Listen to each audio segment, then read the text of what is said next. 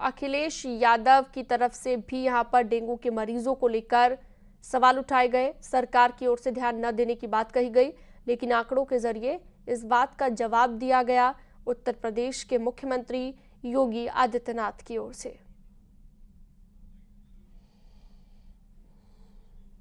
और राजधानी में सबसे ज्यादा लोग आ रहे हैं और महानगरों में सबसे ज्यादा लोग आ रहे हैं, क्योंकि पूरी स्वास्थ्य व्यवस्था छोटे जिलों में खत्म हो गई है।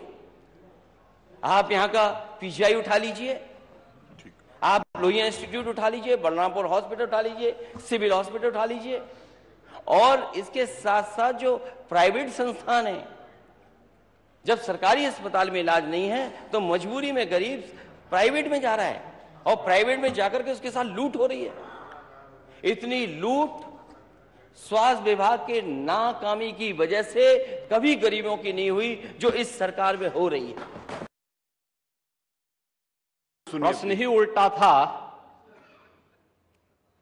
तो उस उल्टे प्रश्न को सही करने का प्रयास हुआ है। और अभी तो आपने आधा ही उत्तर सुना है, पूरा सुनेंगे तो संभवतः पिछला इतिहास याद आने लग जाएगा। हम चेहरा देख करके पैसा नहीं देते हैं। कोई भी व्यक्ति जो भी आवेदन करता है, कोई भी पीड़ित हो, उसकी जाति, उसका मत, उसका मजहब नहीं देखा जाता है, बल्कि वो पीड़ित राज्य का नागरिक है।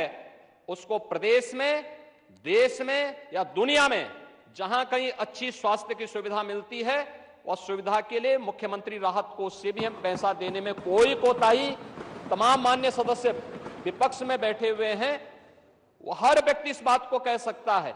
उनके प्रस्ताव आते हैं बिना किसी भेदभाव के, हमने उसके लिए भी धनराशि उपलब्ध कराई है।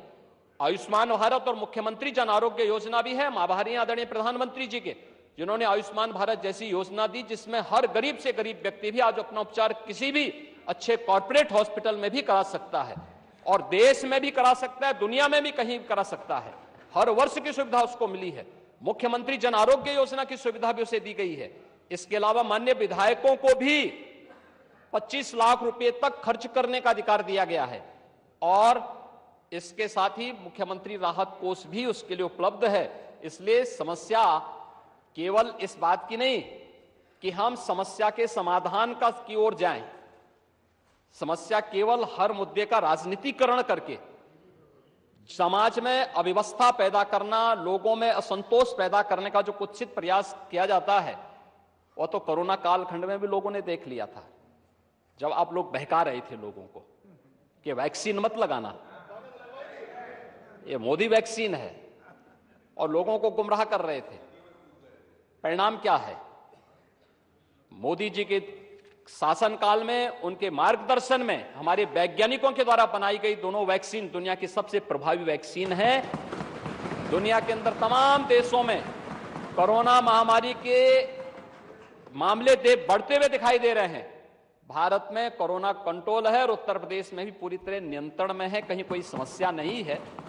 सरकार आपके द्वारा उठाए गए मुद्दों पर पूरी तरह सतर्क है, और अब तो इसके मामले वैसे भी समाप्ति की ओर है। बरसात के समय जल जमाव वाले क्षेत्रों में, अन्य क्षेत्रों में इस प्रकार की बातें देखने को मिलती हैं। और ये केवल डेंगू के मामले नहीं होते, इंसेफ्लाइटिस के भी मामले होते हैं, मलेरिया भी होता है, कालाजार भी होता है, चिकनगुनिया भी होता है। तो आपकी जानकारी के लिए, हो सकता है कि काफी दिन हो गए मंत्री पद से हटे हुए, तो आप भूल गए होंगे, तो आपके संज्ञान में लाने के लिए हमने दिया था। इधर रहते तो हो सकता है कि कुछ लॉलीपॉप मिल भी जाता, लेकिन वहां रहकर के अब वो कभी नहीं मिलना है।